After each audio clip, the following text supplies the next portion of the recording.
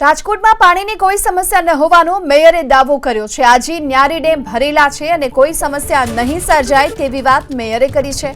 પાણીની સમસ્યા નહીં સર્જાય તેવી સીએમએ પણ ખાતરી આપી હતી।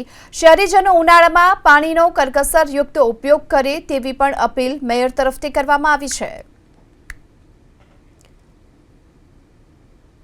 આજે એક ન્યારી એક અને ભાદરમાંથી આ ત્રણમાંથી આપણે પાણી લેતા હોય છીએ અને અત્યારે આજી અને ન્યારીના ડેમ છે એ છલોછલ ભરાઈ ગયા છે, એટલે 2 મહિના સુધી તો પાણીની કોઈ તકલીફ છે નહીં। માનનીય મુખ્યમંત્રી ભૂપેન્દ્રભાઈ પટેલ જ્યારે પધારેલા હતા ત્યારે એને પણ ચિંતા કરી હતી કે રાજકોટની અંદર પાણી કાપ આપવામાં નહીં આવે।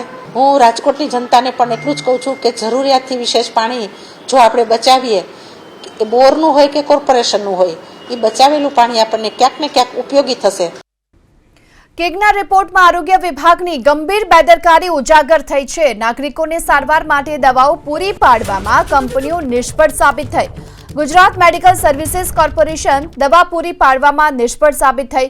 ડીડીઓ તરફથી મંગાવાતી દવા 40 થી 59% પણ દવા નથી પૂરી પાડવામાં આવતી।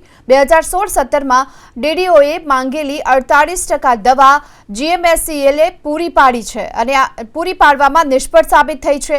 2017-18માં 41%, 2018-19માં 59% દવા જીએમએસસીએલ પૂરી પાડવામાં નિષ્ફળ સાબિત થયું।